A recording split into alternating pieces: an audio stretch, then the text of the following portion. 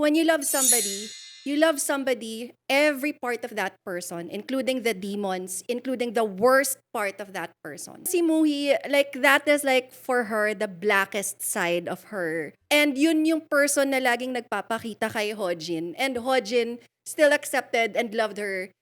Not despite of it, including. Including. As in including. Going through relationships, syempre pinapakita mo yung best side of you eh. True that. And even if like in the past, before I met my husband, hindi ko talaga pinapakita all of me. Meron palang tao na pwede pa rin akong i-accept. Kahit na ganito, yung parts of me that I wanna conceal. So yun yung yung lesson and love that they showed that I really appreciate, because I think that's what love is supposed to be. True that. It's Oo. very like just loving every part, not just cherry picking. Ito lang yung gusto ko sa'yo kapag ikaw si Chamuhi. Parang yun lang yung Correct. gusto kong side mo. Oo. Hindi ganon. So that's what I really appreciated. Kahit na hindi ako kinilig, pero ang ganda nung messaging na ganon. Yeah. Ganon dapat.